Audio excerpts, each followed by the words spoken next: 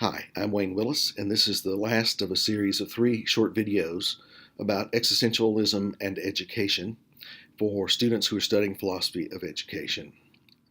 If you haven't seen the first 2, this last one may not be very helpful, but one of the points that I made earlier was that from an existential viewpoint, a lot of things that we consider progress in our world, technology and bureaucracy and those things that make things more efficient, don't actually make life better.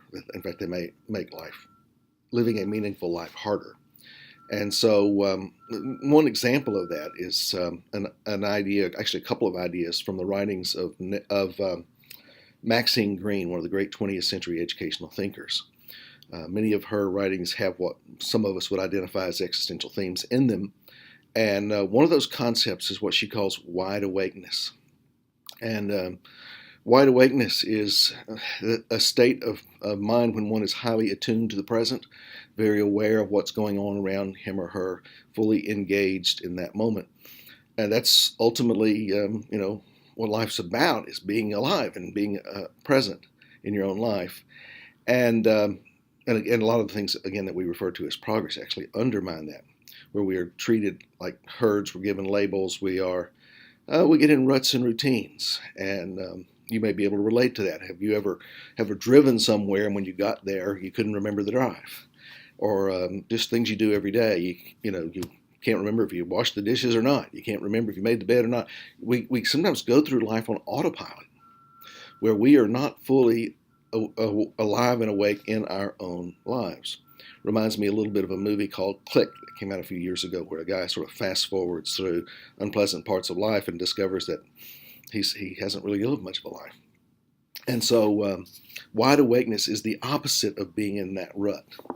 Life in our world, and even in schools, tends to be very bureaucratic, very mechanistic, and sometimes it works against the very goal of being wide awake.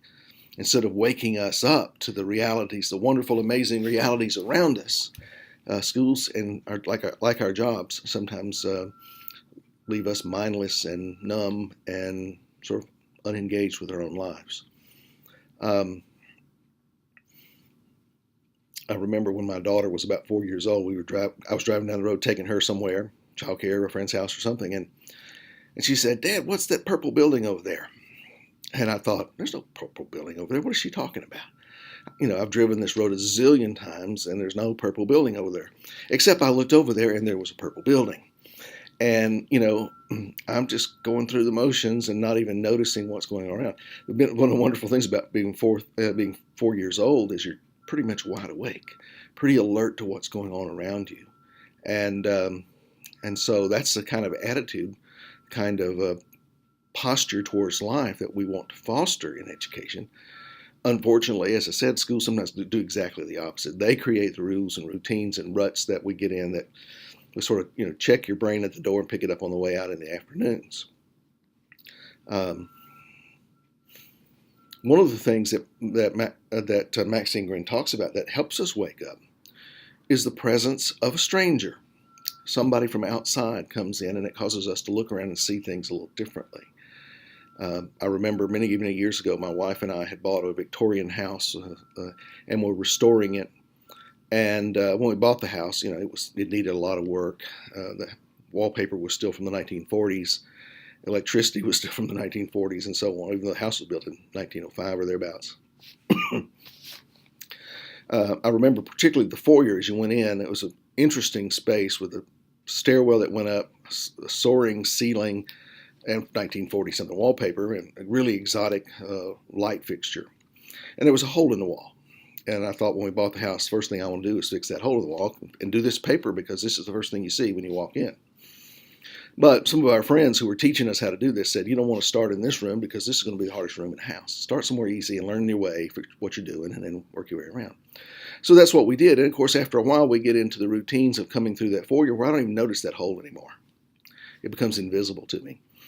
And in fact, we come in every afternoon and we get our tools out and we work on whichever room we're working on, stripping wallpaper, putting up wallpaper, whatever needs to be done. And of course, you're doing this part-time in the evening, so at the end of the day, you don't go put all your tools away, you just leave them out. And so, we were working on the living room and we had tools piled everywhere. And you get busy at work, and then, after a while, you don't even see those tools anymore. You walk in and out, and they become invisible. I remember one Sunday afternoon, the doorbell rang. And it was literally a doorbell. It's one of those old ones. It's a little turn crank on the outside. You turn it in, it's got a bell on the inside that vibrates, and a little ringer thing that hits it. And so I thought, who in the world that be on a Sunday afternoon? And I go open the door. It's a woman standing there I've never seen before. She introduces herself and says, "Hey, you don't know me, but I grew up in this house. This was my childhood home. And I just love this house, and we used to have sock hops in here and do all kinds of fun stuff." And she said, "I was back in town, and I was just wondering if I could walk through and see the house one more time." Well, I didn't feel like I could very well turn the lady away. And so I said, "Sure, come on in." And I turn around, and what I see is that hole in the wall and all those tools piled in the living room and every dust, everything, every bit of construction mess that's in the house. And I was appalled. I hated for her to walk through and see the place such a mess. But the point is, I didn't see all that stuff. It had become invisible to me until the stranger walks in. And I look around and I see it through her eyes. And that makes it all become visible again. And so when she talks about teacher as stranger, she's talking about the teacher needs to be the kind of person who has this sort of odd outside view of things, that when they come in, they see things differently, and they cause us to see things differently as students. Teachers ought to be the kind of people who cause their students to wake up and see things they weren't seeing before, to observe things they weren't observing before. And so the teacher should be that kind of stranger. One other example, maybe even a better example, is when I first moved to Moorhead. There were several. We joined a local church, and there were several people in that church who had also just moved to Moorhead, and we were all invited to a party one night. And the host asked, "How do you like Moorhead? What do you think of the community?" And every one of us talked about what a wonderfully friendly place it is, and how warm and thoughtful the people are. And then somebody said, "It's just a shame that downtown is so ugly." And I thought, downtown doesn't have much character here. And our host, was appalled that he said, "This is a beautiful little mountain town. I can't believe that you think it's ugly." But then I saw him a week or two later, and he came up and he said, "Guys, you're right. I've lived here my whole life, and I've never noticed how unattractive downtown is. We need to do something to make downtown more attractive." And he got involved in a campaign to beautify downtown Moorhead. And so, again, because it was all so familiar to him, he just didn't see it.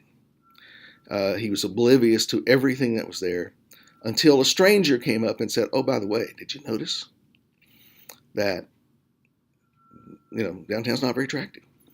And so the presence of the stranger is the thing that makes us see things we couldn't see before. And I think that's a good example of Maxine Greene's idea of teacher as stranger, who evokes in the learner's wide awakeness. Now, you might give some thought to this yourself. To what extent are people in your classes sort of blinded by the ordinariness of everything, by the routine of everything? When is it that they come in and are surprised, wide-eyed surprised at some wonderful new thing that they had never noticed before that now they notice? The irony is that the job of the teacher is to help the students be wide awake, when in fact, in many cases, it's the students who are wide awake who have a better shot at helping the teachers be wide awake. So that's just one example of existential ideas as they present themselves in educational thought. Many of these ideas, by the way, have been around for a very long time. There are existential elements in Socrates and in St. Thomas Aquinas and St. Augustine, for that matter, Rousseau. But it seems like we never really completely get away from the need for those, and we never really, really fulfill them either. One thing I should mention is that if you look at existential thought, it is not necessarily a set of beliefs. That's why I keep referring to these existential themes, because existential thinking crosses all kinds of boundaries. For example, if you know about existential thought through a freshman lit class in college, you may think about Camus and Kafka. You may Sartre. You may associate existentialism with atheism. And in fact, there's a strong atheistic strand in existential thought. But as I mentioned before, Martin Buber was a Jewish theologian who in many ways expresses existential themes in his writings. Walker Percy was a Christian, a devout Catholic novelist whose writings have strong existential currents within them. And in fact, in the 20th century, if you were studying theology, you'd find that one of the most pervasive influences in academic Christian theology in the 20th century has been existentialism by way of theologians like Karl Barth and Rudolf Bultmann and others. And so at some philosophical level, it's a very, very diverse kind of movement. It also has some affinities to Buddhism, if you think about the sort of Eastern Buddhist idea of living fully in the moment, in the present. That's an idea that overlaps with existential thought a great deal. From the view of Maxine Greene and others of her ilk, education is not ultimately about test scores. It's not ultimately about memorizing content. It's not ultimately about getting jobs. It's about becoming more equipped to live one's life more fully, more richly, more passionately in the face of whatever comes your way. And so they tend to be pretty skeptical of an awful lot of the reform things that we get really wrapped up in and suggest maybe an alternate way.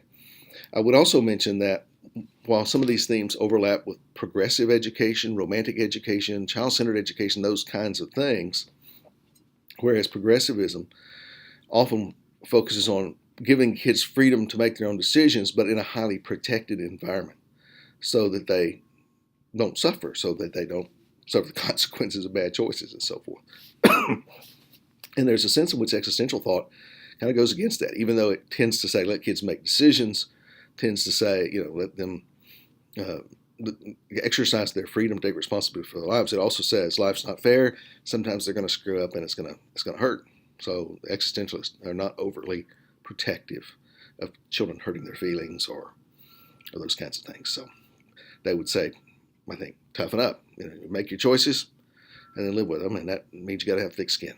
So, well, anyway, that's the last of my little overview of existential thought related to education. I hope that was helpful for at least my students, if no one else.